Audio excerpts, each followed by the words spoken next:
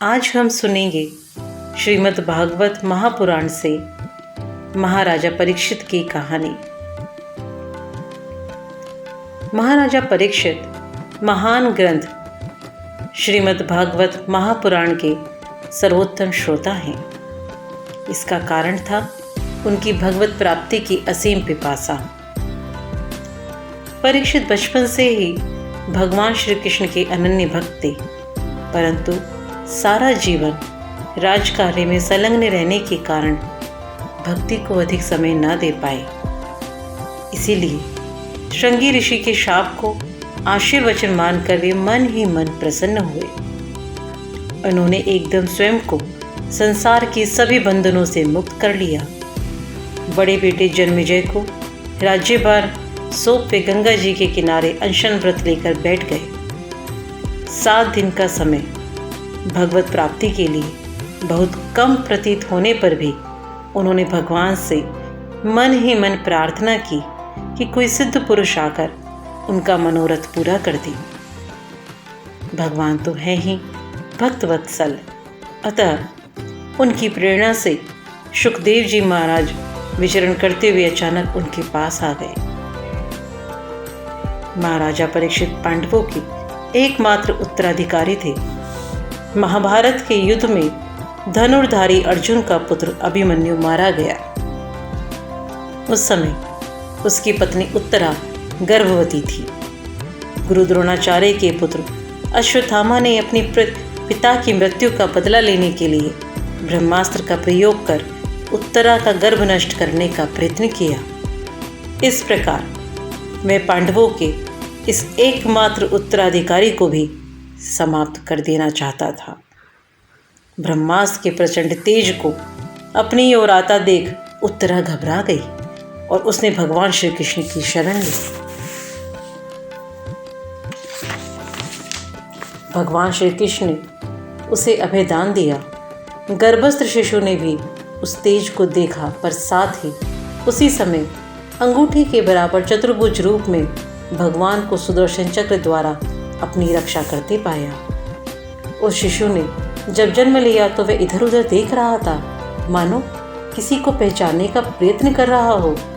इसीलिए उसका नाम परीक्षित रखा गया। महाराजा युधिष्ठिर बच्चे के सकुशल जन्म पर अत्यंत प्रसन्न हुए। उन्होंने ब्राह्मणों को मुंह मांगा दान दिया। ज्योतिषों ने परीक्षित का भविष्य देखकर उसे भावी प्रजापालक, दानी, वीर, धर्मार्थ और यशस्वी राजा बताया। उसका पठन पाठन सर्वोत्तम गुरुजनों की देखरेख में हुआ।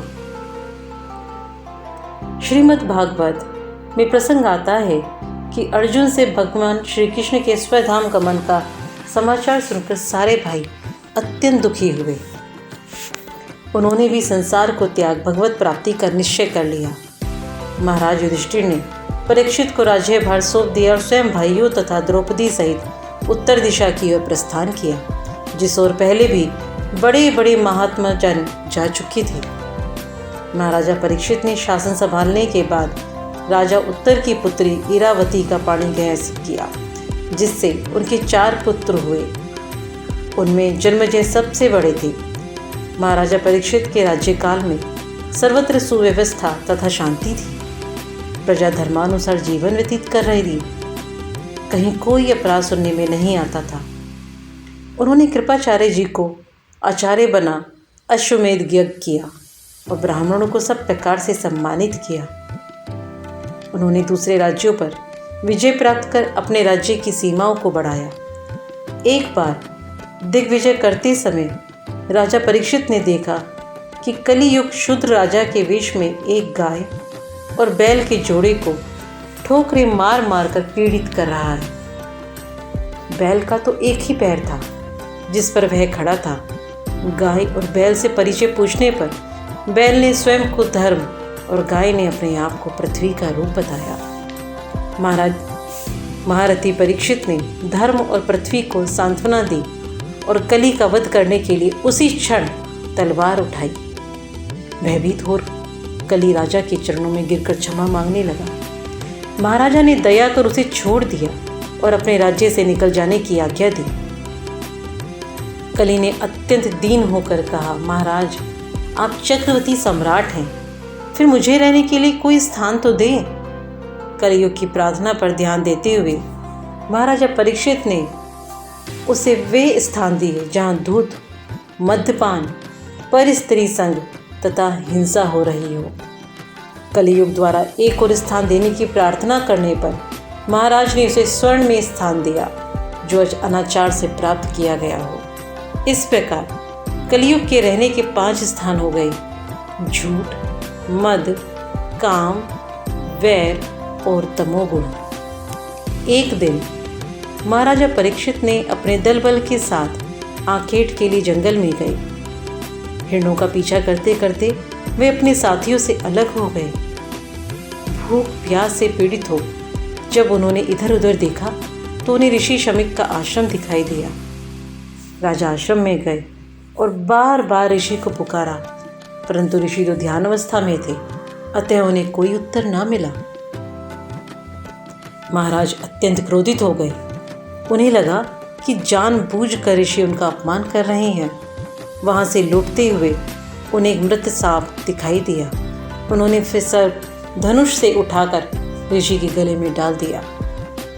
राजमहल में वापस आकर उन्हें अपनी भूल का ज्ञान हुआ और वे पश्चाताप की अग्नि में जलने लगे। दुखी मन से वे प्रायश्चित करने की सोच ही रहे थे कि उन्हें समाचार मिला कि ऋषि शमीक के पुत्र श्रृंगी ने उन्हें शाप दिया है कि 7 दिन बाद उनकी मृत्यु तक्षकनाग के डसने से हो जाएगी। महाराज ने इसे अपना सौभाग्य समझा क्योंकि उन्हें संसार त्यागने का बहाना मिल गया। उन्होंने एकदम राजपाट का त्याग कर दिया और भगवान श्री कृष्ण के चरण कमलों की भक्ति को सर्वोपरि मान आमरण अनशन ले गंगा तट पर बैठ गए। वहीं शुकदेव जी का आगमन हुआ। उन्होंने महाराज परीक्षित को 7 दिनों में श्रीमद् भागवत महापुराण का उपदेश दिया। अंत में महाराज का प्रभु से एकीकरण हो गया। तक्षक नाग ने उन्हें डसा और विष से राजा की देह भस्म हो गई, पर वे तो पहले ही शरीर के ऊपर उठ चुके थे।